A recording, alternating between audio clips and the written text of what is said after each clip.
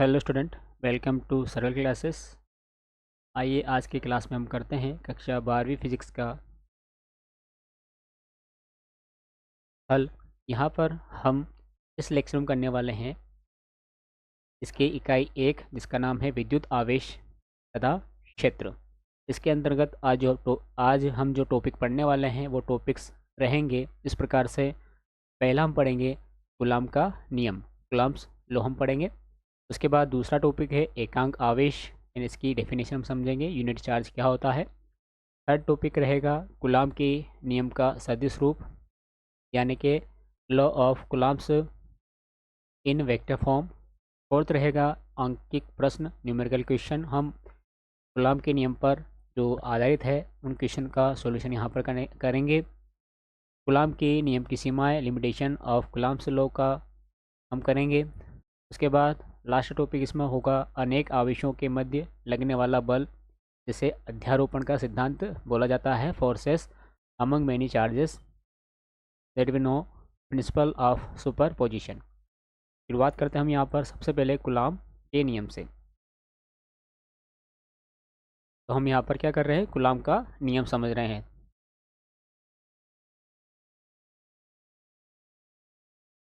Coulomb का नियम हमने इसके पहले वाली क्लास में आवेश को समझा था, चार्जेस को समझा था कि आवेश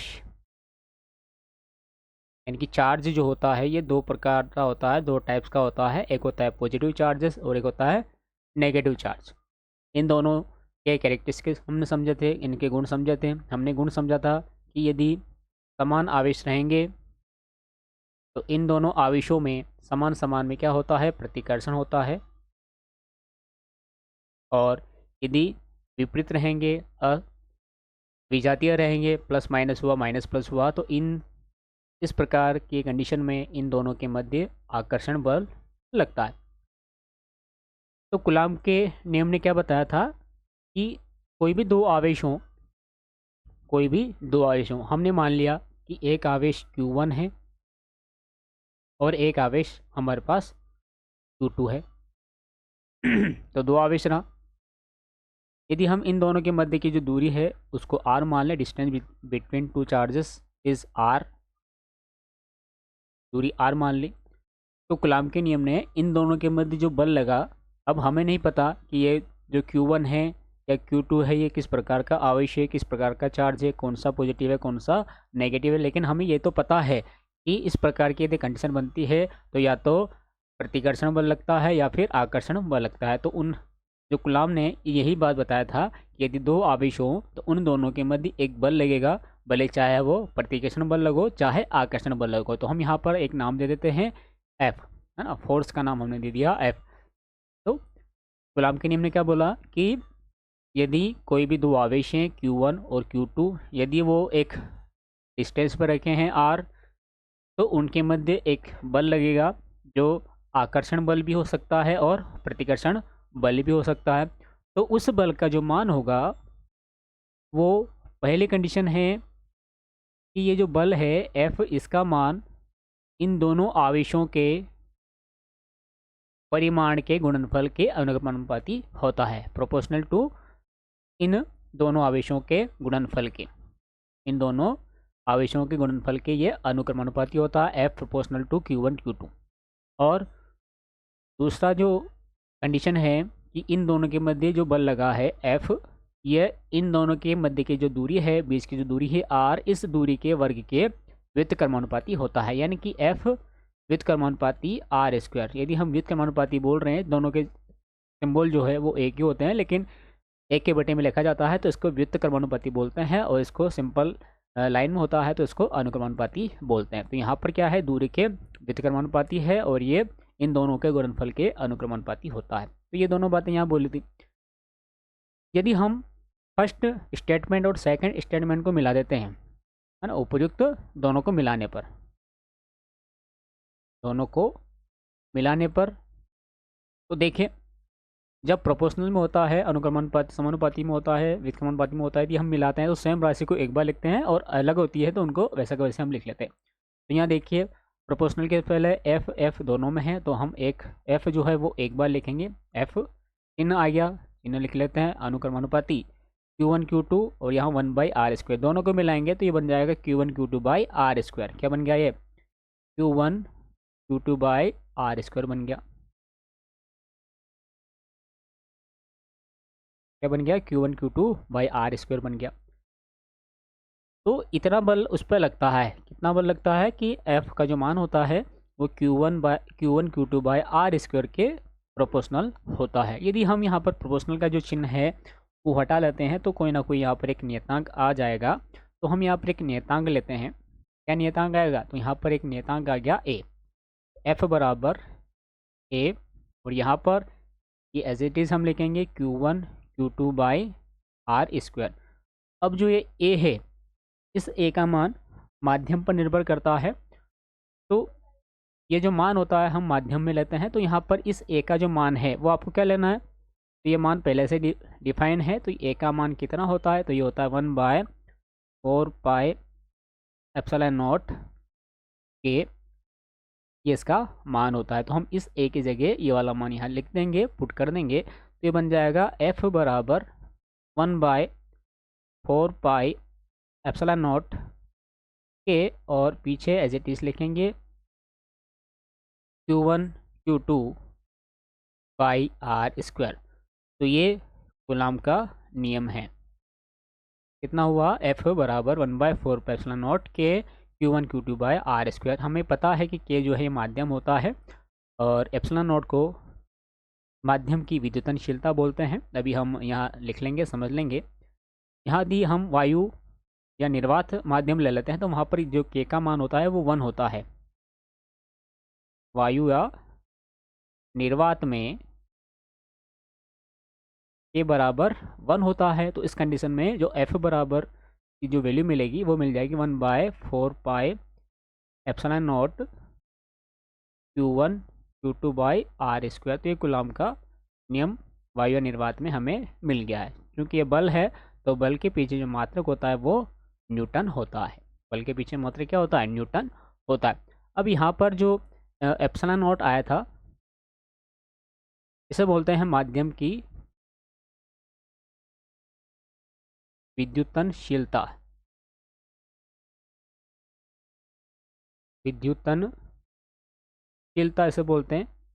और इसका जो मान होता है ε0 का जो मान होता है, ये मान होता है 8.854 इंटू 10⁻⁻12। और इसके पीछे हमें मात्रक लिखना है तो ये होता है कूलॉम स्क्वायर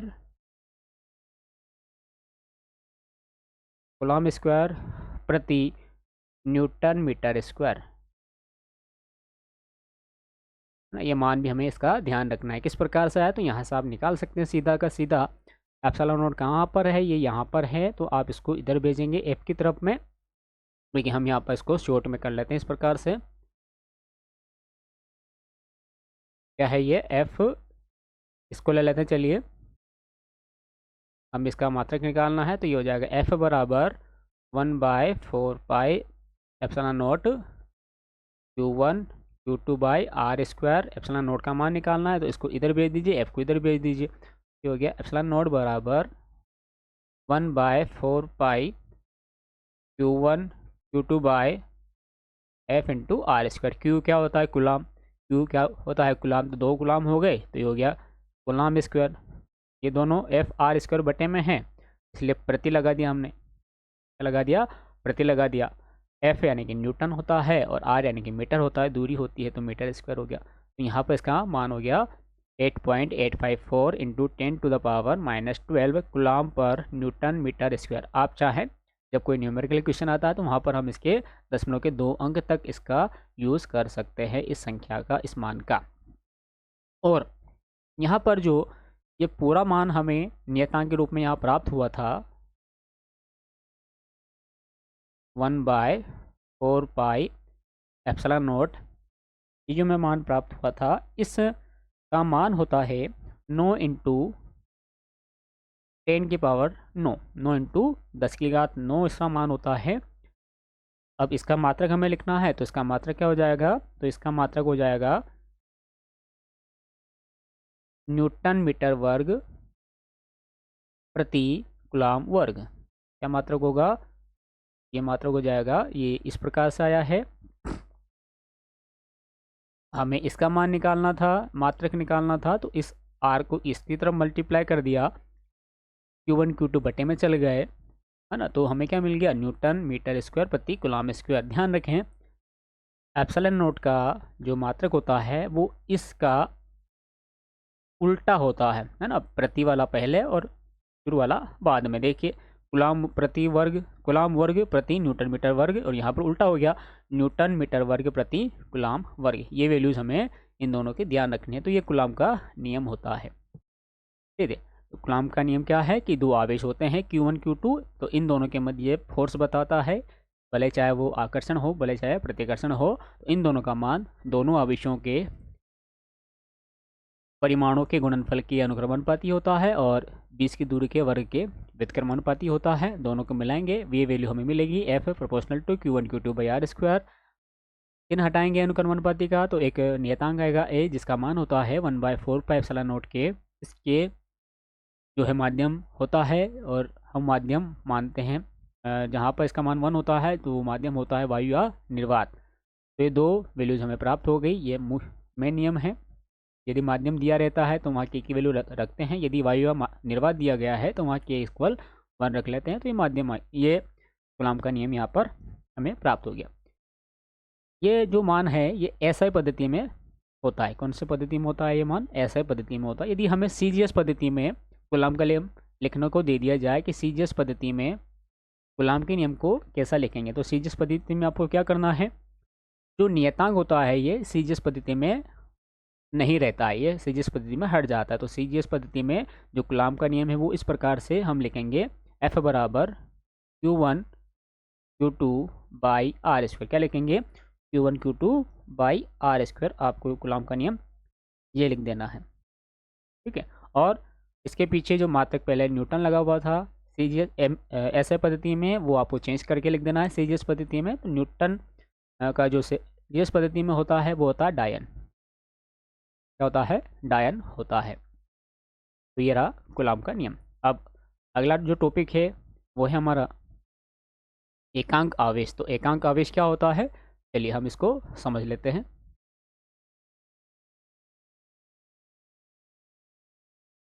एकांक आवेश, एकांक शब्द से हमें पता चल रहा है कि हमें यूनिट चार्ज बताना है।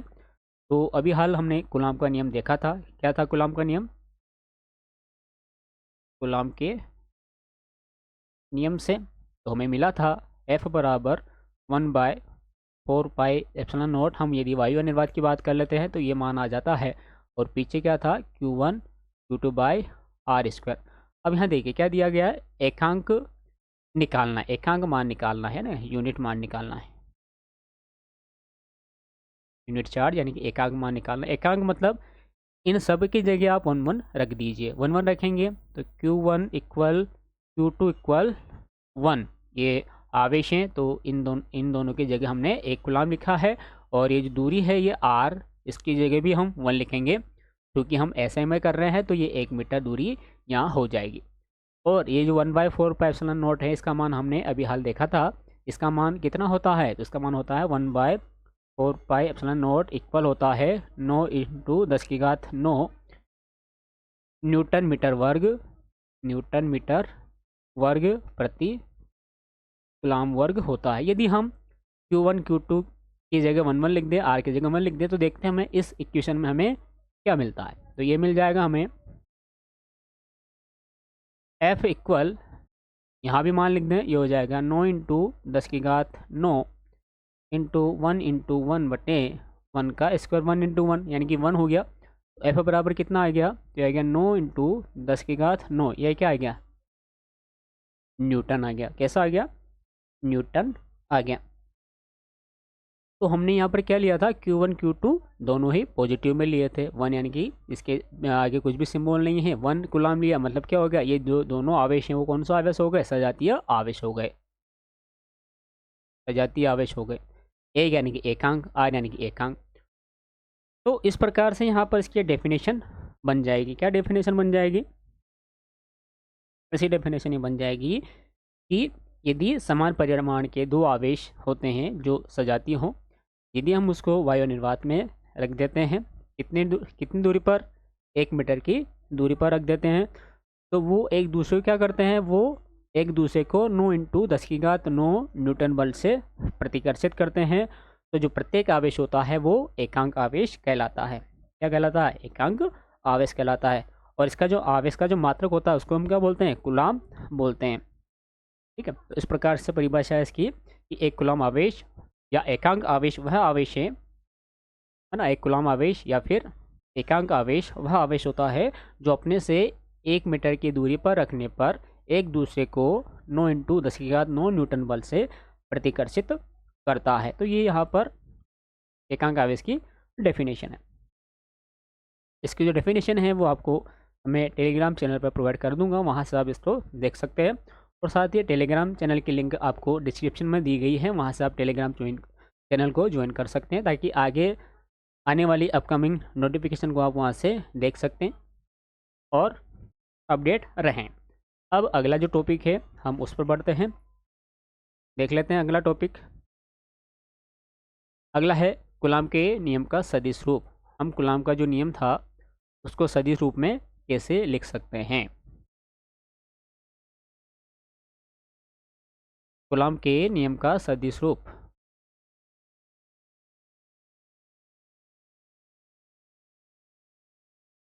अभी हमने देखा था ये जो कूलाम का नियम होता है, यदि Q1 और Q2 दो आवेश होते हैं, क्या है? ये दोनों आवेश हैं। यदि इन दोनों के मध्य की दूरी हम r मानते हैं, यदि माध्यम वायु हो, यदि माध्यम क्या हो?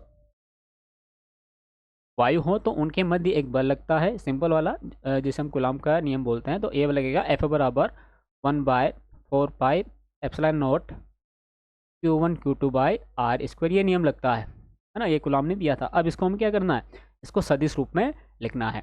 तो हमने फर्स्ट क्लास में देखा था कि जो आवेश होता है वो अदिश होता है ना। और जब हम यहाँ पर इन दो आवेशों को मिलान करते हैं, कैसे मिलान किया था पहले हमने देखा था कूलाम के नियम में, Q1 ये है, Q2 ये है, तो इन दोनों की जो सीध है एक निश्चित दिशा में इन दोनों की दूरी आ जाती है। तो हम क्या बोलते हैं, यहाँ पर जो दूरी है ये दूरी न रहकर क्या हो जाता है? विस्थापन हो जाता है, जिससे हम r वेक्टर से डिनोट कर सकते हैं। क्या कर सकते हैं? r वेक्टर से डिनोट कर सकते हैं।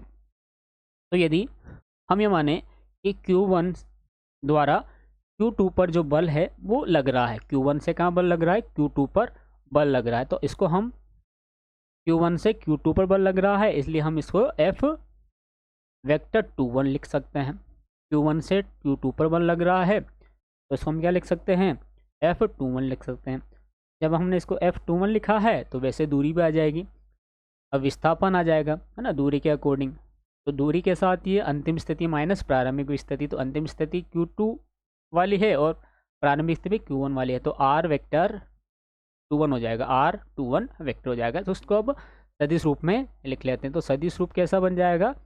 सदिश रूप में कूलाम का नियम, जो बल होता है वो खुद बल भी सदिश राशि है। तो इस प्रकार से हम लिखेंगे F21 वेक्टर इक्वल, क्या हो गया? F21 वेक्टर इक्वल 1/4πε0, माध्यम हमने वायु लिया हुआ है, Q1 Q2 बाय ये r² था, अब यहाँ पर r की जगह क्या हो जाएगा? ये R21 वेक्टर हो जाएगा, यानी कि विस्थापन आ जाएगा।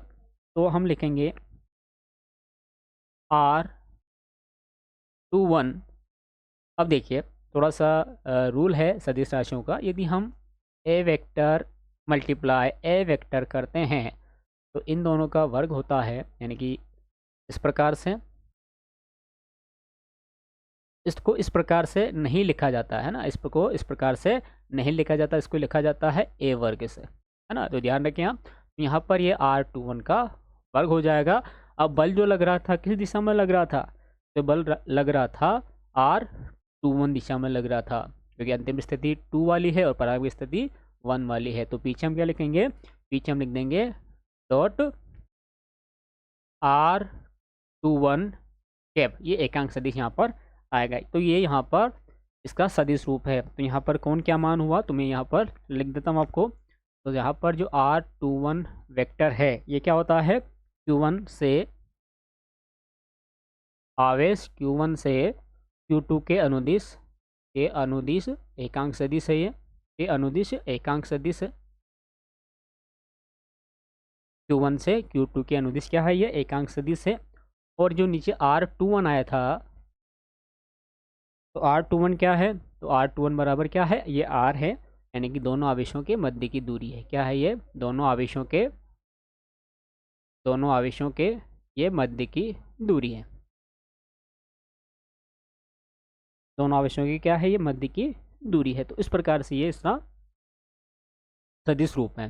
F21 vector equal 1/4πε0 Q1 Q2 by R21 square dot R21 cap, है ना। इसको कैप से डिनोट करते हैं। इसका मतलब हुआ कि ये एकांक सदिश है ना। इसको आपको नहीं लिखना है, ये खाली अपने समझने के लिए था, है ना। तो यदि सदिश ए डॉट सदिश ए करते हैं तो हमें ए का स्क्वायर मिल जाता है। ठीक है। उसके बाद हम इसका जो अगला टॉपिक है कूलाम के नियम की सीमाएं, वो देख लेते हैं कि इसकी क्या क्या सीमाएं हैं। कूलाम के नियम की सीमाएं, लिमिटेशन ऑफ कूलाम्स लॉ। तो पहला जो इसका बाउंडेशन है, पहले जो बाउंडेशन है इसकी, ये जो कूलाम का नियम है यह सिर्फ और सिर्फ बिंदु आवेशों के लिए सत्य है।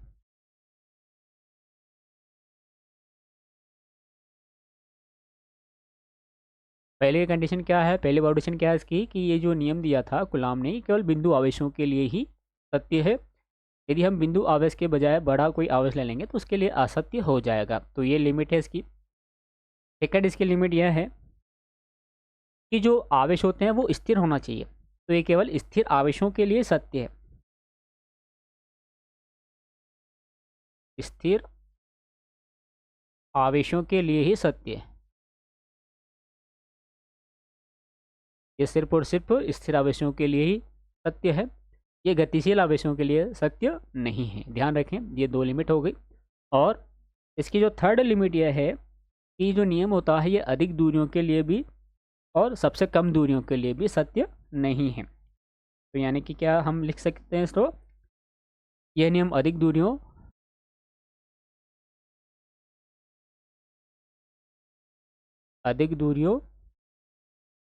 तक और सबसे कम दूरी। अब सबसे कम दूरी कितनी होनी चाहिए, तो 10⁻⁻15 मीटर से कम, मीटर से कम दूरियों के लिए सत्य नहीं है। से कम दूरियों के लिए सत्य नहीं है। ज़्यादा बड़ी दूरी भी नहीं होनी चाहिए और 10⁻−10 -15 मीटर से कम दूरी भी नहीं होनी चाहिए, उसके लिए सत्य नहीं है। ये तीनों जो है इसकी बाउंडेशन है, लिमिट है। अब इसके बाद हम इसके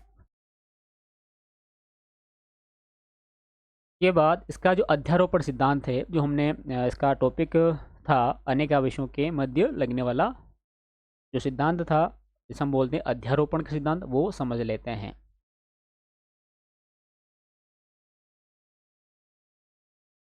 अध्यारोपण का सिद्धांत की अध्यारोपण का जो सिद्धांत है वो क्या होता है, क्या होता है।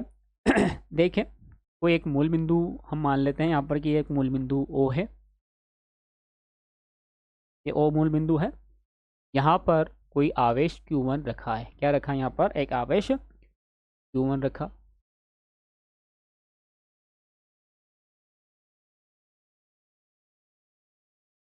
अब Q1 के पास में हमने दो आवेश और रख दिए। यहाँ रख दिया हमने Q1 के पास में Q2 यहाँ रख दिया और एक हमने यहाँ रख दिया Q3।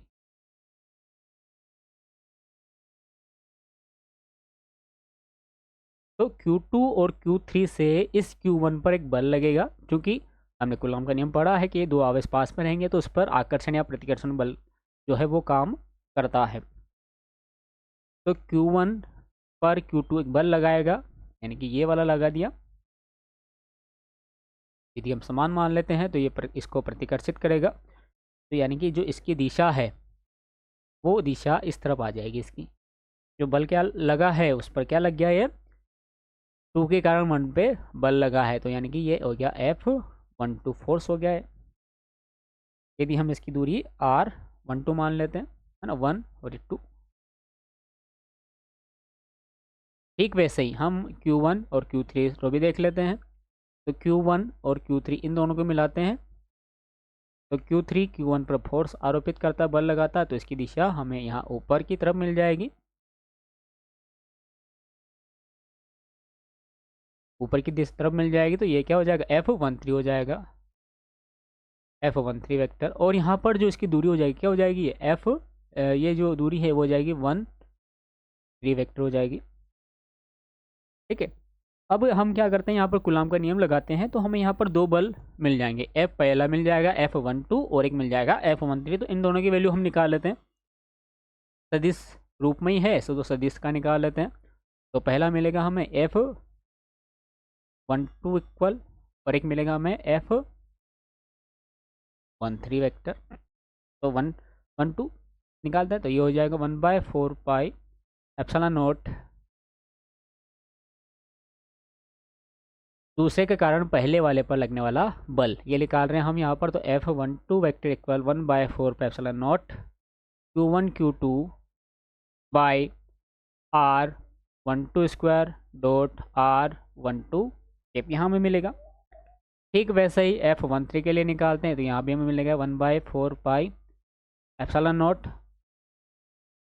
Q1 Q3 by R13 square dot R13 cap. ये दो हमें यहाँ पर मान प्राप्त हो गए। तो अध्यारोपण का सिद्धांत ये होता है कि कई जैसे एक ये आवेश है, तो इस आवेश पर चारों ओर यदि आसपास आवेश उपस्थित होते हैं, इनके द्वारा जो इस पर बल लगाया जाता है वो इनके पीजी योग के बराबर होता है। तो यानी हम क्या बोल सकते हैं कि कई बिंदु आवेशों द्वारा एक अकेले बिंदु पर आरोपित कुल बल, जो कुल बल होता है वो इनके अलग अलग लगाए गए बल के योगफल के बराबर होता है। यानी कि 1 पे बल लगा रहे हैं हम यहाँ पर, तो F1 जो होगा ये F12 vector plus F13 vector के बराबर हो जाएगा। इससे यदि बहुत सारे हैं तो 1 4 1 5 इस प्रकार से ये हो जाएंगे। यदि हम यहाँ पर ये 1 और 2 इक्वेशन से यहाँ पर वैल्यूज़ रखें,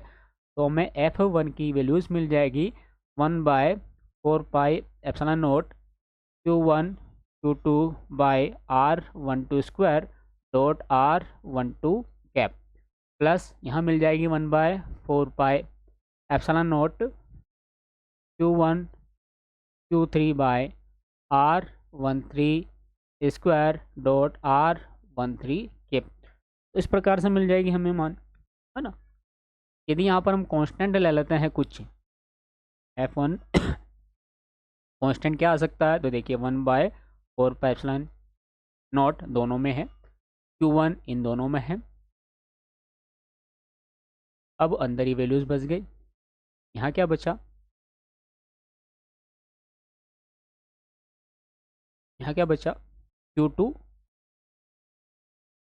by R12 square dot R12 cap, plus यहाँ बच गया Q3 by R13 square dot R13 cap. तो ये हमने जो मान निकाला है ये इन दो आवेशों द्वारा इस एक आवेश पर लगने वाला बल यहाँ निकाला है, जो कि आता है अध्यारोपण के सिद्धांत से।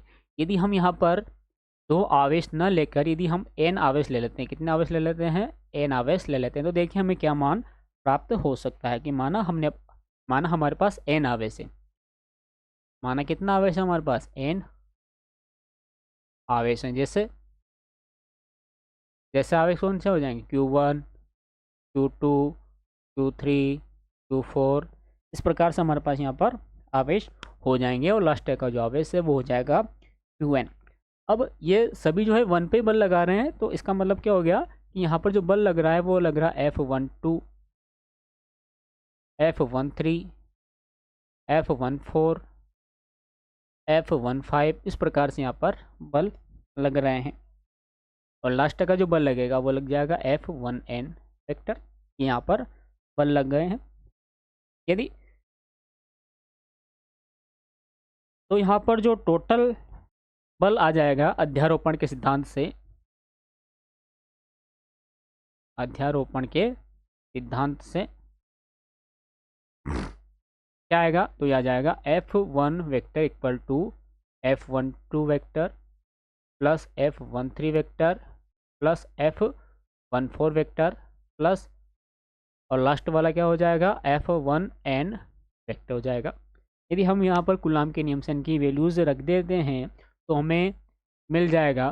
देखिए हमने यहाँ पर कांस्टेंट को निकाल रखा है, इस प्रकार से हम यहाँ पर निकाल लेते हैं। Q1 पे बल लग रहा है पहले वाले पे, तो ये तो कांस्टेंट ही रहेगा। क्या रहेगा, ये कांस्टेंट ही रहेगा। तो हम Q1 को इससे मल्टीप्लाई करते हुए लिख लेते हैं। तो ये F1 वेक्टर की वैल्यू हमें मिलेगी Q1 by 4 pi epsilon not, ये मिल जाएगी। और क्या अंदर क्या बचेगा, इस प्रकार से बचेगा Q2 by R12 square dot R12, इस प्रकार से बचेगा। तो यहाँ लिख लेते हैं Q2 by R12 square dot R12 cap plus यहाँ पर ये 2 के लिए हो गया 1 2 1, ये हो गया 2 हो गया। अब 1 3 है तो 1 ये हो गया, और यहाँ 3 वाला हो जाएगा। तो ये हो गया Q3 by R13 square dot R13 cap plus dot dot dot बहुत सारे हो जाएंगे, और लास्ट में एन वाले को हम लिख लेते हैं। ये हो जाएगा plus Qn by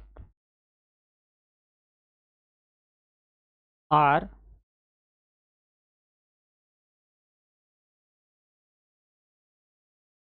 one N square dot R1N cap, इस प्रकार से यहाँ हम इसको लिख सकते हैं। अब यहाँ पर देखिए हम थोड़ा ध्यान पूर्वक समझें, तो यहाँ पर 1 के बाद ये संख्या में बढ़ोतरी हो रही, क्या हो रहा है 2 3 5 2 3 4 5 ऐसा करके कहाँ तक पहुँच रहा है, ये n तक पहुँच रहा है। तो हम इसको समेशन के रूप में भी यहाँ पर लिख सकते हैं। किस प्रकार से लिख सकते हैं, तो देखिए ये Q1 बाय 4 एप्सिलॉन नॉट तो ये कॉमन है, तो यानी कि क्या बन गया, ये बन गया F1 vector equal to Q1 by 4 pi epsilon naught. यहाँ हम सिग्मा यानी कि समीशन लगा देते हैं। अब समीशन जो है ये कहाँ से हो रहा है, देखिए R1 ये तो निश्चित है, फिक्स है, क्या ये फिक्स है, ऊपर Q फिक्स आ रहा है, तो हम क्या लिखते हैं यहाँ पर Q, संख्या बढ़ रही है तो यहाँ पर QI लिख लेते हैं, बटे R1 फिक्स है, यहाँ संख्या आ जाएगी I, इसका स्क्वायर कर देते हैं, डॉट यहाँ R1 फिक्स है, यहाँ I लिख लेते हैं, ये भूल गया। अब I का मान कहाँ से हो रहा है, ये तो I का मान 2 से बढ़ रहा है, तो यहाँ लिख लेते हैं हम I इक्वल 2 से कहाँ तक बढ़ रहा है, तो ये n तक बढ़ रहा है। कहाँ तक बढ़ रहा है, ये n तक बढ़ रहा है। तो ये क्या हो गया, ये जो है ये अध्यारोपण के सिद्धांत के अंतर्गत ये एक फॉर्मूला हमको यहाँ से मिल गया। क्या फॉर्मूला मिल गया, F1 equal to Q1 by 4 pi epsilon naught summation I to 2 से लेकर ये n तक है, जहाँ पर इसका मान होगा QI by R1I square dot 1I cap, है ना। ये ऊपर कैप यहाँ पर लगाना कंपलसरी है, फोर्स निकाल रहे थे तो पीछे आपको यहाँ पर न्यूटन लगा देना। तो इस प्रकार से ही आ गया, है ना। उसके बाद हम देखें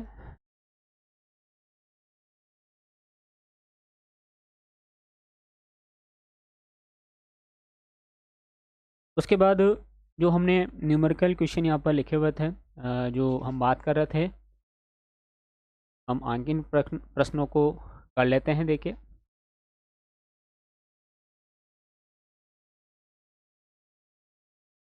आंकिक प्रश्नों का हल, तो यहाँ हम प्रश्न भी लिख लेंगे और उनका जो सॉल्यूशन हम किस प्रकार से करें वो भी हम यहाँ पर देख लेते हैं।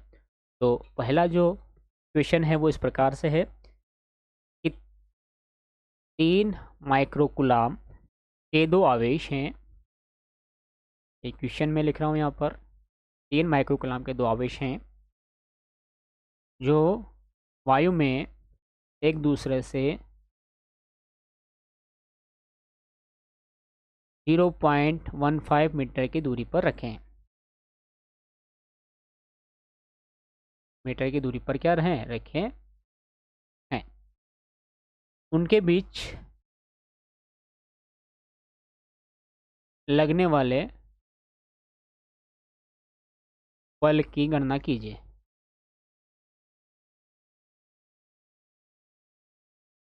देखिए, दो आवेश है। जब दो आवेश है मतलब Q1 भी है और Q2 भी है, तो ये दिया गया है, यहाँ पर दिया है ना। दो आवेश यहाँ पर दिए गए हैं।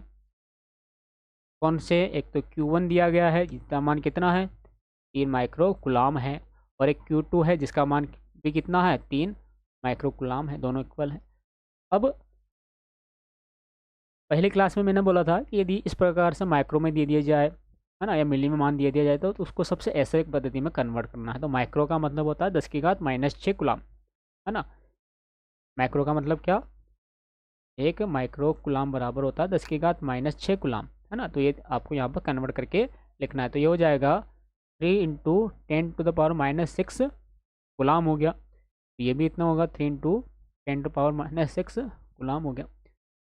0.15 मीटर की दूरी पर रखें, यानी कि आर की वैल्यू दे दी है 0.15 मीटर हो गया। उनके भी लगने वाले बल की गणना, और साथ में एक दे दिया वायु यानी कि माध्यम दे दिया। और हमें पता है वायु में जो k का मान होता है वो 1 होता है। वायु में k का मान कितना होता है? ये मान 1 होता है। तो k = 1 हो गया। तो हम यहाँ पर कूलाम का नियम लगा लेते हैं। तो कूलाम के नियम से, तो कूलाम का नियम क्या है? तो ये नियम है F बराबर 1/4πε0 Q1 Q2/r²। ये नियम है। अब देखिए यहाँ पर ये मान आ गया 1/4πε0। इसका मान भी हमने देखा था अभी। तो 1/4πε0 जो होता है, इसका मान होता है 9 × 10⁹ न्यूटन मीटर वर्ग प्रति गुलाम वर्ग, ये इसका मान होता है। तो ये मान सारे हम यहाँ पुट कर लेंगे। तो देखिए 1/4πε0, तो इसका मान हो गया 9 × 10⁹ Q1 × Q2। तो इन दोनों के मान भी लिखे हैं। ये दोनों मान दे रखे हैं यहाँ पर, दोनों सेम हैं। तो 3 × 10⁻⁻6 इंटू 3 × 10⁻⁻6 बटे में r² है, तो हम r को 2 बार लिख लेते हैं 0.15 × 0.15। इस प्रकार से हमने यहाँ पर लिख लिया। इसको सोल्व करना है, छोटी सी कैलकुलेशन है। आप यहाँ पर कैलकुलेशन करके इसका जो आंसर है वो फाइंड कर सकते हैं। हम संख्याओं को एक साथ लिख लेते हैं। यहाँ पर देखिए 9 × 3 × 3 और बटे की जो संख्या है वो है 0.15 × 0.15 और 10⁻9 है। ये 10⁻12 हो जाएगी माइनस वाली। तो यहाँ पर जो घात बच जाएगी, है ना, कितनी घात बच जाएगी? 9 घात पॉजिटिव है और 12 घात नेगेटिव है। तो यहाँ पर 10⁻³ शेष बच जाएगी। पॉइंट हटा लेते हैं हम यहाँ पर, है ना, पॉइंट हटा लेते हैं। तो 2 से पहले यहाँ 10 0 आ जाएगी, 2 अंक पहले यहाँ 0 आ जाएगी। तो यहाँ पर 10⁻4 हम एक्स्ट्रा लिख देंगे अब की बार में, इस प्रकार से। तो ये हो गया।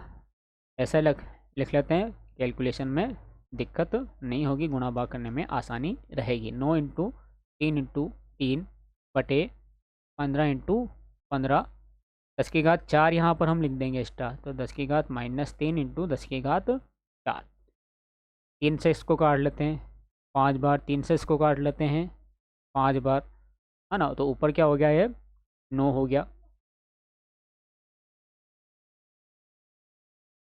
9 बटे यहाँ पर 5 और 5 25 और 10⁻³ और 10⁻4, तो 10 एक बचा इंटू 10।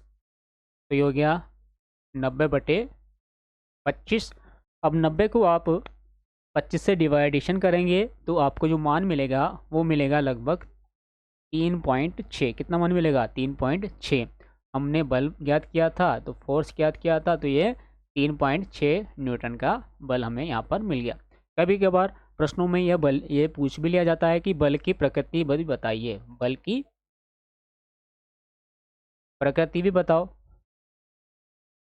हम कैसे बताएंगे कि बल कौन सी प्रकृति का है? तो बल दो प्रकार की प्रकृति के यहाँ पर होते हैं, दो प्रकार के नेचर के होते हैं।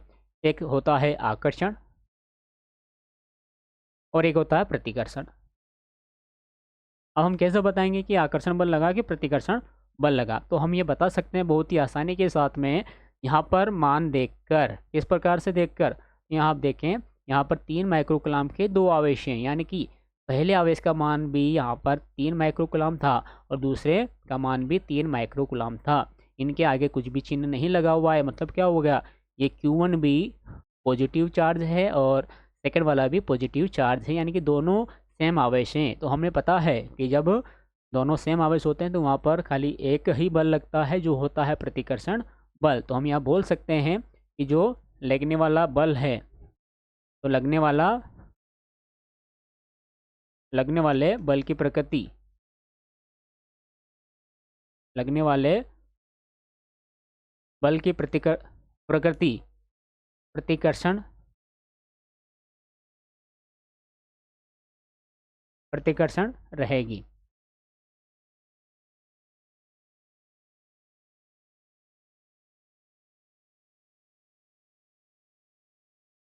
है ना, बल की प्रकृति क्या होगी, प्रतिकर्षण वाले जो बल है वो हो जाएगा। यदि यहाँ पर ऐसा होता कि एक आवेश दे दिया जाता 3 माइक्रोकूलम, एक आवेश दे दिया जाता +3 माइक्रोकूलम, तो यहाँ पर हम देखें तो एक नेगेटिव चार्ज है और एक पॉजिटिव चार्ज है। तो यहाँ से हम आसानी से देख के पता लगा सकते हैं इन चिन्हों को कि इन दोनों में जो है वो आकर्षण बल लगेगा। मान आपको यहाँ से फाइंड करना है और वैल्यूज आपको यहाँ पर बतानी है।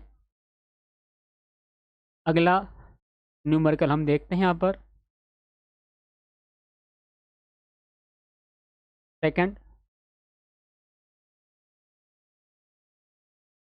क्वेश्चन यहाँ पर इस प्रकार से दिया गया है आपको।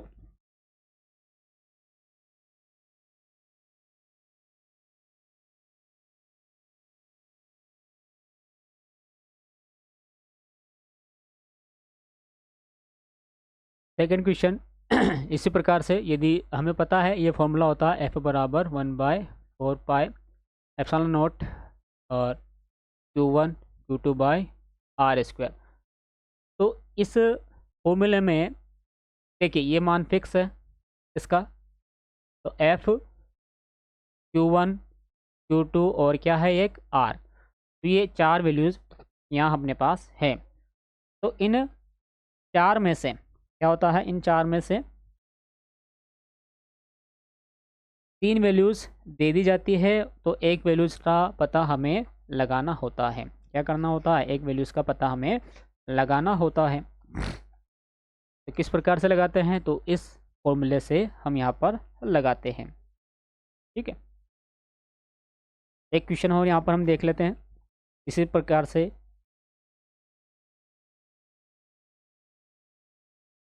क्वेश्चन नंबर 2, दो प्रोटॉनों के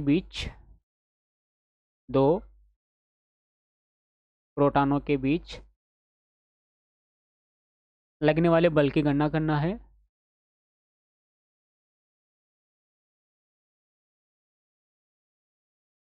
लगने वाले बल की गणना कीजिए यदि उनके बीच की दूरी, यदि उनके बीच की जो दूरी है वो दे दी गई हमें 4.0 इंटू 10⁻⁻15 मीटर है। अब देखिए ये प्रोटॉन दिए गए हैं, अब यहाँ पर वैल्यूज़ नहीं दी गई है, तो हमें प्रोटॉन पर कितना आवेश होता है वो पता होना चाहिए। तो सबसे पहले जो दिया है हम वो लिख लेते हैं। क्या दिया है, पहले तो दूरी दी गई है वो लिख लें। तो R इक्वल दिया गया है 4.0 और 10⁻15 मीटर दिया गया। अब दो प्रोटॉन दिए गए हैं, तो प्रोटॉन दोनों ही प्रोटॉन हैं, यानी कि Q1 पर जो आवेश रहेगा वो Q2 के आवेश के बराबर ही रहेगा, और प्रोटॉन पर जो आवेश होता है वो होता है 1.6 इंटू 10⁻−19 कूलम, ये आवेश होता है। और इसका मान हमें पता है, ये 1/4 पाई वाला था, है ना, 1/4 पाई एप्सिलॉन नॉट इसका मान होता है 9 × 10⁻9 न्यूटन मीटर वर्ग प्रति गुलाम वर्ग, ये इसका मान होता है। इसका मान होता है तो हम जो गुलाम का नियम है वो यहाँ लगा सकते हैं, जो होता है F बराबर 1/4 पाई एप्सिलॉन नॉट Q1 Q2/r²। अब यहाँ पर ये सारे मान वैल्यूज़ आप पुट कर लीजिएगा और इसका जो आंसर है वो फाइंड कर लीजिएगा। मैं इसका आंसर लिख देता हूँ यहाँ पर कि इसका आंसर कितना आएगा। तो इसका आंसर आएगा F इक्वल आएगा 14.4 न्यूटन। कितना आंसर आएगा इसका? 14.4 न्यूटन आएगा। तो इसकी जो कैलकुलेशन है वो आप स्वयं कर लीजिएगा। ठीक है, इस प्रकार से इसका मान यहाँ पर आपको प्राप्त होगा। इसके बाद